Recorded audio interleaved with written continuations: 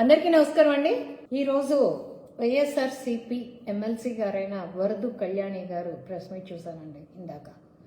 And Rachamallu గారి press meet కూడా నేను చూడటం జరిగింది. వీళ్ళ ప్రెస్ మీట్లన్నీ మహిళల్ని టార్గెట్ చేస్తూ కేవలం వాళ్ళ జగన్మోహన్ రెడ్డి చెల్లెళ్ళని తల్లిని టార్గెట్ చేస్తూ పెట్టడం జరిగింది. ఒక పక్కేమో జగన్మోహన్ రెడ్డి కోసం భజన కొడుతూ మా అన్న అట్లా, మా అన్న ఇట్లా, మా అన్న తోపోతురు అంటూ, ఒక పక్కేమో చెల్లెళ్ళు ఏదో నారా చంద్రబాబు నాయుడు గారి ట్రాప్లో పడ్డారు అంటూ వరద కళ్యాణి గారు చెప్పడం జరిగింది. ట్రాప్లో పడడానికి వాళ్ళు ఏమైనా చిన్నపిల్లలమ్మ? ఆస్తుల గురించి గొడవలు జరిగితే వాళ్ళని ట్రాప్లో పడ్డారంటారు. అంటే రాజశేఖర్ రెడ్డి గారి భార్య గారైన విజయమ్మ గారు కూడా బాబు గారి ట్రాప్లో పడ్డారనే చెప్తావా నువ్వు? ఇంత పబ్లిక్గా ఆవిడ లెటర్ రాసి ఇలా ఆస్తులు పంచలేదు అని చెప్తూ ఉంటే, ఇంకా కూడా జగన్మోహన్ రెడ్డిని సమర్థిస్తూ, నిజంగా జగన్మోహన్ రెడ్డి గారికి ఆ విఘ్నత ఉంటే, ఆడవాళ్ళన్న గౌరవం కానీ చెల్లెళ్ళన్న మర్యాద కానీ ఉండి ఉంటే ఇవాళ ఏ వ్యవహారం కూడా రోడ్డు మీదకి వచ్చేది కాదు. అసలు ఆస్తుల మీద, డబ్బుల మీద అతనికి ఉన్న వ్యామోహం ఏంటో, ఎంతో ఆర్థిక నేరాలు చేసి కూడగట్టుకున్నప్పుడే ఆంధ్ర రాష్ట్ర ప్రజలందరూ చూస్తున్నారు. ఇవాళ చెల్లెళ్ళని తప్పు పట్టించడానికి ప్రెస్ మీట్లు పెట్టిస్తున్న జగన్మోహన్ రెడ్డి మానసిక స్థితిని చూస్తుంటే జాలేస్తోంది. ఎందుకంటారా, చెల్లెళ్ళు తప్పుగా మాట్లాడుతున్నారు. ఒక చెల్లెలేమో బాబాయ్ కూతురేమో బాబాయ్ హత్య గురించి మాట్లాడుతోంది, నిజాలు మాట్లాడుతోంది ప్రెస్ మీట్ ముందు. ఇంకో చెల్లెలేమో అన్న పదానికే కలంకం నువ్వు అని చెప్తోంది. ఏ చెల్లెలు కూడా, ఏ తోడబుట్టి రక్తం పంచుకు పుట్టిన ఏ తోడబుట్టిన చెల్లెలు కూడా ఒక అన్నని ఇలా అయితే అనదు. అదే చెల్లెల్ని తన గెలుపు కోసం, తన అధికారం రావడం కోసం పాదయాత్ర చేయించిన రోజున తెలియలేదా జగన్మోహన్ రెడ్డి గారికి చెల్లెలు నారా చంద్రబాబు నాయుడు గారి ట్రాప్లో ఉందని? అంటే మీ అవసరాలకు ఉపయోగపెట్టుకుని అవసరం తీరిన తర్వాత గట్టుకు నెట్టేసే అలవాటుని మీరు మీ నాయకుడు చేస్తూ, ఇవాళ మళ్ళీ ఆ నాయకుడిని వెనకేసుకొస్తూ భజన కొడుతున్నారు చూడండి. మీరు మిమ్మల్ని చూస్తే జాలేస్తుంది వరదు కళ్యాణి గారు. ఎందుకంటారా, ఒక చెల్లెలు లేకపోయినా పర్వాలేదు, వందలు వేల మంది చెల్లెలు ఉన్నారు ఆంధ్ర రాష్ట్రంలో. ప్రతి మహిళ అంట జగన్మోహన్ రెడ్డి గారు కావాలి అని కోరుకుంటుందంట. మేమైతే కోరుకోవట్లేదు తల్లి, మీకు ఒక దండమమ్మ. మహిళ పట్ల ఎలాంటి నిబద్ధత ఉందో గత 5 ఏళ్లలో మేము చూస్తున్నాం. ఇవాళకి మేము అధికారంలో ఉన్నా మేము ఇవాళకి కూడా చూస్తున్నాం. ఒక మహిళని ఏ రకంగా తన అవసరాల కోసం నడి బజార్కి ఈడ్చగలడు అనే దానికి నిన్నగాక మొన్న నేనే ఉదాహరణ, నేనే నిలువుటెత్తు నిదర్శనం. కుటుంబ పరువుల్ని బజారుకి తీసుకొచ్చి ఆడవాళ్ళని తన ఎలా చెప్పాలి, తన స్వార్థం కోసం వాళ్ళ బ్రతుకులతో వాళ్ళ పరువులతో ఎలా ఆడుకుంటాడో తల్లి చెల్లే కాదు ఏ మనిషినైనా ఆడుకుంటాడు. మీరంటే మీకు ఎమ్మెల్సీ పదవులు ఇచ్చారు కాబట్టి మీరు భజన కొడుతున్నారు. మాకు అవసరం లేదమ్మా, మేము నిజాయితీగా నీతిగానే మాట్లాడతాం. మేము ఎప్పుడూ కూడా తప్పు చేయకపోతే ఏలెత్తి చూపించింది మేము అసలు కానే కాదు. అమరావతి రైతులు, భూములు ఇచ్చిన అమరావతి రైతులు పాదయాత్రలు చేసుకునే పరిస్థితి, రోడ్డుకు లాగిన పరిస్థితి, అమరావతి రైతుల్ని బయటకు తీసుకొచ్చిన పరిస్థితి ఎవరు చేశారు? మీ జగన్మోహన్ రెడ్డి కాదా? ఆ రోజున అదే అమరావతి రైతుల్ని డొక్కల్లో కొట్టి హింసించి నడి బజారుకి ఇచ్చిన వాళ్ళు మీ జగన్మోహన్ రెడ్డి కాదా? అమరావతి రైతులకి సపోర్ట్ చేసిన ఆడవాళ్ల మీద కేసులు పెట్టిన ఘనత మీ జగన్మోహన్ రెడ్డి కాదా? ఏం చూసుకొని మీరు అతనికి సపోర్ట్ చేస్తున్నారో నాకు తెలియదమ్మా. ఆ రోజున నడి బజార్లో ఆడపిల్లల్ని రేప్ చేసినా దిక్కులేదు, కత్తెలతో పొడి చేసినా దిక్కులేదు, ఇన్సెక్యూర్గా తీసుకెళ్లిపోయారు. కూతవేటు దూరంలో, జగన్మోహన్ రెడ్డి గారి గృహానికి కూతవేటు దూరంలోనే పెళ్లి చేసుకుని కలలు కనాల్సిన వయసులో ఉన్న ఒక జంట షికారుకు వెళ్తే ఒక ఆడపిల్లని రేప్ చేసి చంపితే ఆ పిల్ల జీవితానికి ఏం న్యాయం చేయగలిగాడు జగన్మోహన్ రెడ్డి? ఇవాళ తల్లి చెల్లికే న్యాయం చేయలేకపోయాడు. ఎక్కడో ఆంధ్ర రాష్ట్ర మహిళలందరూ ఇలాంటి అన్నం ఉంటే చాలు అనుకుంటున్నారంట. మీకు దండం తల్లి, మీకు ఒక దండం అమ్మ, మా తోడబుట్టిన వాళ్ళు ఎవరు ఇలా లేరమ్మా, ఇలాంటి అన్న మాకైతే వద్దమ్మా, మాకు పొరపాటును కూడా కళలో కూడా వద్దు. ఎందుకు చెప్తున్నాను అంటే మీ స్వార్థం కోసం వాడుకుని ఎదుట వాళ్ళని అవసరం తీరిన తర్వాత తల్లిని బైబిల్ పట్టుకు తెప్పించాడు, చెల్లిని నడి రోడ్డుకు పాదయాత్రలు చేసి తెప్పించాడు, తన జైలు నుంచి బయటకు రావడం కోసం, తన రాజకీయ భవిష్యత్తు కోసం, పునాదులు వేయించుకోవడం కోసం, తన సీఎం సీట్లో కూర్చోవడం కోసం ఏ స్థాయికి తీసుకెళ్లాడో, వాడుకున్న తర్వాత ఆస్తుల పంపకాలు వచ్చేటప్పటికి ఆస్తుల పంపకాలు పంచాల్సి వస్తుందని చెప్పి తరిమి కొట్టాడు తల్లిని చెల్లిని. ఇహ నారా చంద్రబాబు నాయుడు గారి ట్రాప్లో ఉన్నారని చెప్తున్నారు. ట్రాప్ అంటే ఏంటమ్మా? మీ షర్మిల గారి దగ్గరికి ఆర్కేని పంపించింది ఎవరో మీకు తెలుసా? గుర్తుందా? ఆర్కే కరకట్ట కమల్ హాసన్ని పార్టీ మారానన్న పేరు చెప్పుకుని వెళ్ళిపోయి షర్మిల గారి దగ్గరికి చేరిన వ్యక్తి గుర్తున్నాడా? కుట్రంటే అది వేయించింది ఎవరు? మళ్ళీ తిరిగి వచ్చి జగన్మోహన్ రెడ్డి దగ్గరకు దరి చేరింది ఎవరు? అక్కడ చెల్లెల దగ్గర విషయాలు తెలుసుకొచ్చింది ఎవరు? కుట్రంటే అది, వ్యూహం అంటే అది. మేమేం కాదమ్మా, మేము మా నారా చంద్రబాబు నాయుడు గారు, మా లోకేష్ బాబు, మా కూటమి ప్రభుత్వం అయితే ఇట్లాంటి పిచ్చి పిచ్చి పనులన్నీ ఏమిచ్చేది. ఏదైనా మాది ఓపెన్ బుక్, మేము ఓపెన్గానే ఉంటాం. మహిళకి మర్యాద ఇస్తాం, మహిళలకి ఏమి చేయాలో అదంతా చేస్తూనే ఉంటాం. కానీ ఇలా కించపరిచి మాత్రం, ఇలా మహిళల పట్ల అగౌరవంగా ప్రవర్తించి మాత్రం మా ప్రభుత్వం ఉండదు, మా నాయకులు ఉండరు. ఏం భజన కొడుతున్నావు తల్లి నువ్వు? బాబాయ్ హత్య జరిగింది, ఇది ఎందుకు జరిగింది, ఎక్కడ జరిగింది నీకు తెలియదా అని జగన్మోహన్ రెడ్డిని ప్రశ్నిస్తే ఇక వాళ్ళు శత్రువులు. వాళ్ళు చాలా ప్రశ్నలే అడిగారు, వాటికి మీరెందుకు సమాధానం చెప్పట్లేదు?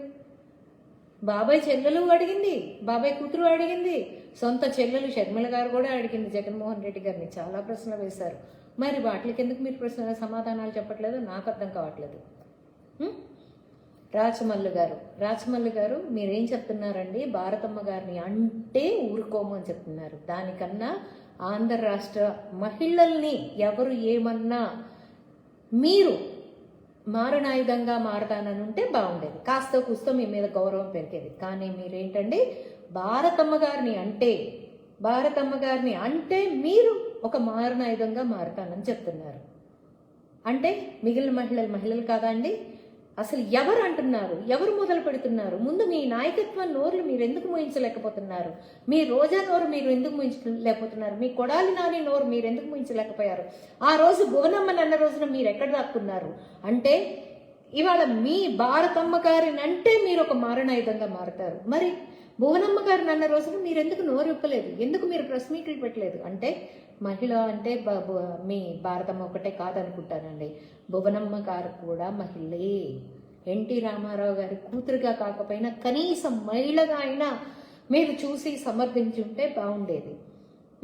బ్రహ్మణి గారు కూడా ఒక మహిళే, మేము కూడా ఒక మహిళే, మా హోమ్ మినిస్టర్ గారు కూడా ఒక మహిళే, అందరూ మహిళలే. అందరినీ మీ Jaganmohan Reddy and co, I repeat, మీ జగన్మోహన్ రెడ్డి అండ్ కో ఏ రకంగా హింస పెట్టారు, ఏ రకంగా హింస పెడుతున్నారు, ప్రశ్నిస్తే హింసిస్తున్నారు. ఒక ప్రశ్న వేస్తే ఇది ఎందుకు జరుగుతుంది అని అడిగితే హింసిస్తున్నారు. క్యారెక్టర్ అసాసినేషన్ చేస్తున్నారు, పిల్లల దాకా వెళ్తున్నారు, అడ్డమైన చెత్త పనులన్నీ చేస్తున్నారు, భాషలో మాట్లాడుతున్నారు. నేను మాట్లాడుతున్న దాంట్లో ఒక్క బూతు పదం కూడా దొరకదండి. ఏదో మొన్న నేను నా మీద నా పరువుతో ఆడుకున్నారని ఆ రోజు నేను 1-2 మాటలు వాడితే వాడుండొచ్చేమో, కానీ నేను ఏ రోజు బూతు మాటలు అనేది వాడను. కానీ నా వాయిస్ల కింద అసలు ఎన్ని బూతు మాటలు ఎంతమంది వస్తున్నారు. రాచమల్లు గారు, మీరు ఆంధ్ర రాష్ట్రంలో మహిళని ఏ మహిళనన్నా నేను ఊరుకోను అని మీరు స్టేట్మెంట్ ఇచ్చుంటే బాగుండేది. భారతమ్మని అంటే ఊరుకోనంటాము ఎంతవరకు కరెక్ట్ అండి? ఎంతవరకు కరెక్ట్ అంటారు? అంటే భారతం ఒకటే మహిళ కాదనుకుంటా, ఆంధ్ర రాష్ట్ర ప్రజలు మొత్తం మహిళలేననుకుంటా. అదే మహిళలు కూడా ఓటేసినట్టున్నారు జగన్మోహన్ రెడ్డికి. మీ 40% ఓట్ బ్యాంక్ లో కూడా మహిళలు ఉండుంటారు. వాళ్ళని అడగండి మహిళ పట్ల మీ వైసీపీ ప్రభుత్వం ఎలాంటి దాష్టికాలు చేస్తుంది, ఏ స్థాయికి వెళ్తోంది అని. తల్లి చెల్లె చెప్తున్నారు, తోడబుట్టిన సొంత చెల్లి కడుపును కన్న 9 మాసాలు 9 మాసాలు మోసి కని పెంచిన తల్లి చెప్తోంది. ఒక లెటర్ రిలీజ్ చేసింది, ఎండాస్ చేసి మరీ రిలీజ్ చేసింది. కొడుకు మీద ఎంత నమ్మకం అండి బాబు.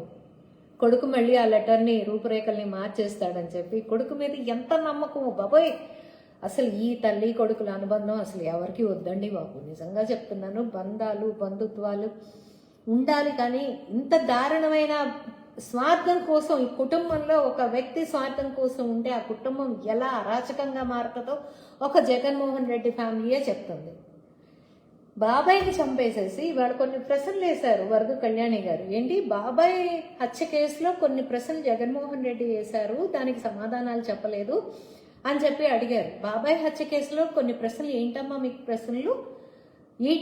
సాక్షి టీవీలోనే కాదు, ఈ టీవీలో వేశారు, జెమినీ టీవీలో వేశారు, అన్ని టీవీలో వేశారు. మీరు నోటీస్ ఇచ్చారా? మీరు వాళ్ళ గురించి మీరు ఎందుకు చెప్పలేదు అని అడుగుతున్నారు.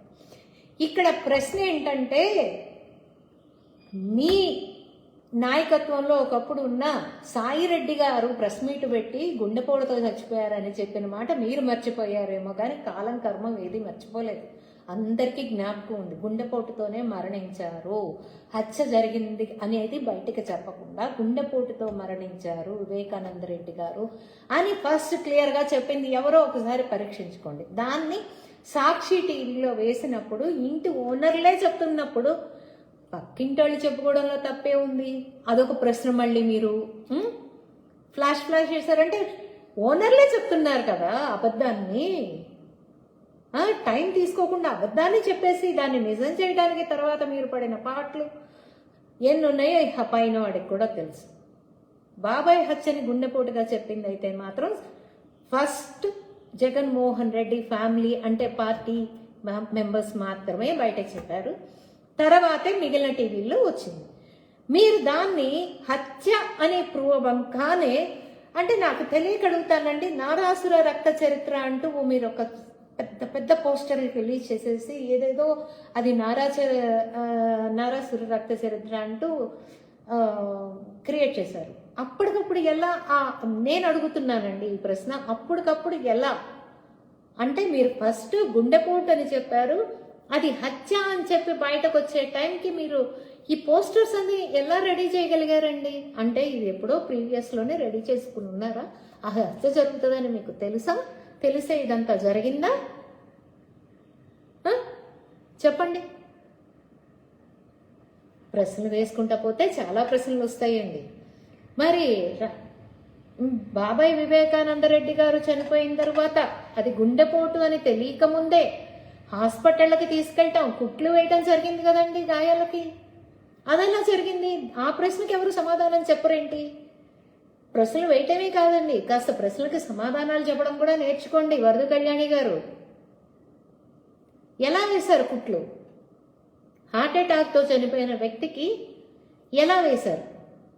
అందరూ అడుగుతున్నారండి. జగన్మోహన్ రెడ్డి గారు బెంగళూరు నుంచి వచ్చేటప్పుడు ఇక్కడిక్కడ 7 కిలోమీటర్ల దూరానికి హెలికాప్టర్ వాడిన జగన్మోహన్ రెడ్డి గారు బై రోడ్ రావాల్సిన అవసరం ఏముంది? బాబాయ్ చనిపోయారు కదా, ఆగమేఘాల మీద హుటాహుటిన హెలికాప్టర్లో, స్పెషల్ ఫ్లైట్లో, స్పెషల్ చార్టర్డ్ ఫ్లైట్లోనో లేకపోతే స్పెషల్ చాపర్స్లోనో రావాలి, కానీ బయట రోడ్ ఎందుకు వచ్చారు అనేది ఆంధ్ర రాష్ట్ర ప్రజలందరికీ ఒక ప్రశ్న మిగిలిపోయింది. మరి దానికి ఏమైనా సమాధానం ఉందా అండి మీ దగ్గర? మీరు కూడా ఒక సమాధానం చెప్తే బాగుంటుంది. ఎందుకంటే బై రోడ్ రావాల్సిన అన్ని గంటలు ప్రయాణం చేసి రావాల్సిన అవసరం ఏముంది? ఒక జగన్మోహన్ రెడ్డి తలుచుకుంటే స్పెషల్ చాపరే దొరకలేదా? ఎందుకని అలా బై రోడ్ ఎందుకు వచ్చారు? బై రోడ్ వచ్చినప్పుడు ట్రావెల్ చేసిన డ్రైవర్ ఎందుకు చనిపోయాడు? బాబాయ్ గారికి, వివేకానంద రెడ్డి బాబాయ్ గారికి హత్య జరిగినప్పుడు కుట్లు వేసిన డాక్టర్ గారు ఎలా చనిపోయారు? అదేనండి, భారతిరెడ్డి నాన్నగారు చనిపోయారు. ఎలా చనిపోయారు? ఆయన ఒంట్ల మీద కూడా ఏవో కొన్ని గాయాలు ఉన్నట్టున్నాయి చనిపోయినప్పుడు. కాకపోతే మరి ఎందుకు అది హైలైట్ అవ్వలేదో మరి నాకు తెలియదు. కానీ సాక్షులు అందరూ చనిపోతున్నారండి. అందరూ చనిపోయి పడుతున్నారా, చనిపోతున్నారా, ఇక పైన భగవంతుడికే తెలియాలి. ఇప్పుడు ఒక లాయర్ని పెట్టుకోవడం అనేది, ఒక లాయర్ ఒకళ్ళకే పనిచేయాలని రూల్ ఏం లేదనుకుంటా వరద కళ్యాణి గారు. అందరూ ఒకే లాయర్ని పెట్టుకున్నారని చెప్తున్నారు. అసలు పెట్టుకున్నారో లేదో తెలియదు కానీ బట్ మీరు మాత్రం నారా చంద్రబాబు నాయుడు గారు వాడే దస్తగిరికి వివేకానంద రెడ్డి కూతురు గారికి ఒకే లాయర్ ఉందని చెప్తున్నారు. ఎలా చెప్తున్నారు? ఆ లాయర్ గారు వకాల్తా నేను తీసుకున్నాను అని చెప్పి మీకేమన్నా నోటిఫికేషన్ ఇచ్చారా? మీకేమైనా ఆథరైజ్డ్గా చూపించారా? నేనే వకాల్తా తీసుకున్నానని మీ దగ్గర ఏమైనా ఇన్ఫర్మేషన్ ఉందా? మరి అది చూపించి మాట్లాడితే బాగుండేది. పెట్టుకోకూడదు అనే రూల్ అయితే ఏమీ లేదు. ఒక లాయర్ ఒక కేసు మాత్రమే వాదించాలి అని మాత్రం ఏమీ లేదు. ఒక కేసులో డిఫరెంట్ పర్సన్స్ అంటే ఒక కేసులోనే డిఫరెంట్ మెంబర్స్ ఒక అడ్వకేట్ని పెట్టుకోకూడదేమో కానీ బట్ డిఫరెంట్ కేసెస్లో ఒక లాయర్ని అయితే మాత్రం పెట్టుకోవచ్చు. అక్కడ నారా చంద్రబాబు నాయుడు గారు కూడా వెళ్తున్నారు కాబట్టి మీరు దాన్ని కనెక్ట్ చేయాలి. అసలు వెళ్తున్నారో లేదో తెలియదు కానీ వెళ్తున్నారని మీరు అంటున్నారు. ఎలా? ఏంటంటే మీరు కాస్త షర్మిల గారు అడిగే ప్రశ్నలకి కాస్త సునీతమ్మ గారు అడిగే ప్రశ్నలకు కూడా సమాధానాలు చెప్తే, ఎప్పుడు ప్రశ్నలు వేయటమే కాదండి సమాధానాలు కూడా చెప్తే బాగుంటుంది. కొంచెం సమాధానాలు చెప్పడం కూడా నేర్చుకోండి. భజనలు కొట్టడం తగ్గించండి మేడం. మరి భజనలు కొడితే ఎట్లా? ఆస్తులు పంచలేని చెల్లెళ్ళు ఊరి మీద ఎంతమంది ఉంటే దండగే ఉంది ఉంటారు. ఇప్పుడు మీలాంటి వాళ్ళు పదవులు తీసుకునేవాళ్ళు, రేపు మీలాంటి వాళ్ళని చూసి మాకు కూడా పదవులు ఇస్తారు అనుకునే వాళ్ళు ఉంటారు. చెల్లెళ్ళు అంటారు, ఏమైనా అంటారు. అలా కాదు కదా. తోడబుట్టిన చెల్లెలు అనేది తోడబుట్టిన చెల్లెలే. తోడబుట్టిన చెల్లెల దగ్గర విలువ లేదు అంటే ఎక్కడో ఏదో తప్పు జరిగింది. జగన్మోహన్ రెడ్డి నుంచి తప్పు జరిగింది. దాన్ని కప్పిపుచ్చటం కోసం మీరెందుకు ఇలా చేస్తున్నారో నాకైతే అర్థం కావట్లేదు. ప్రెస్ మీట్లు పెట్టి భజనలు కొట్టడం మానేసి, అనవసరమైన ప్రశ్నలు వేయటం మానేసి, న్యాయం ప్రాపర్గా జరగాలి. సిబిఐ వేయమని సునీతమ్మ గారు అడిగినప్పుడు మీరెందుకు సిబిఐ వేయలేకపోయారు? 2018 నుంచి 2024 వరకు అధికారంలో ఉన్నది ఎవరు? నిజంగా తప్పు అవినాష్ రెడ్డి చెయ్యకపోతే, అవినాష్ రెడ్డి మీద సిబిఐ వాళ్ళు అరెస్ట్ వారెంట్ తీసుకొచ్చినప్పుడు తల్లిని హాస్పిటల్లో అడ్మిట్ చేసి తను కూడా అదే హాస్పిటల్లో ఉంది, హాస్పిటల్ చుట్టూ రౌడీలు పెట్టి తను అరెస్ట్ కాకుండా ఉండేదానికి ఎందుకు ప్రయత్నం చేశారు? ఎందుకు జరిగింది ఆ ప్రయత్నం? అసలు తను తప్పు లేకపోతే ఇంత డ్రామా ఎందుకు ఆడాలి అవినాష్ రెడ్డి గారు? ఇది ఆంధ్ర రాష్ట్ర ప్రజలందరికీ కూడా చాలా సందేహాలు ఉన్నాయండి ఈ కేసులో. చాలా సందేహాలతోనే వాళ్ళు కూడా ఉన్నారు. మీరు కూడా చెప్పి నివృత్తి చేస్తే బాగుంటుంది. మరి సునీతమ్మ గారు వచ్చి సిబిఐ ఏమన్నప్పుడు మీరు ఎందుకు వేయలేకపోయారో కూడా చెప్తే బాగుంటుంది. ఆవిడ వేసే ప్రశ్నలకు మీరు సమాధానం చెప్పకుండా ప్రశ్నకు ప్రశ్న సమాధానం కాదు కాబట్టి ప్రశ్నకు సమాధానాలు ఇస్తే బాగుంటుందని నేను కూడా భావిస్తున్నాను. మీరు ఇస్తారని ఆశిస్తున్నాను. ఇకపోతే వరద కళ్యాణి గారు జగన్మోహన్ రెడ్డి తమ్ముడు తనాడైనా ధర్మం మాట్లాడుకోమన్నారు. అలాగే తప్పు చేస్తుంది జగన్మోహన్ రెడ్డి గారు కాబట్టి ఆ తప్పుని తప్పు అని చెప్పడం నేర్చుకోండి. అప్పుడు అతను కాస్త దాన్ని సరిదిద్దుకునే ప్రయత్నం అన్నా చేస్తారు. ఇలా మీరు భజన కొట్టుకుంటా పోతే, అడిగే వాళ్ళందరిలో నోర్లు మూయించడానికి లకార భాషలు మాట్లాడించుకుంటా పోతే ఈ పాపం ఇంకా 10ంతలై జగన్మోహన్ రెడ్డికే చుట్టుకుంటుంది. చేసిన ప్రతి పాపం చుట్టుకుంటుంది. చెప్తున్నాను, అధికారం కోసం మళ్ళీ ఇట్లాంటి డ్రామాలు అయితే వేయకూడదని కోరుకుంటూ సెలవు తీసుకుంటున్నాను. Thank you.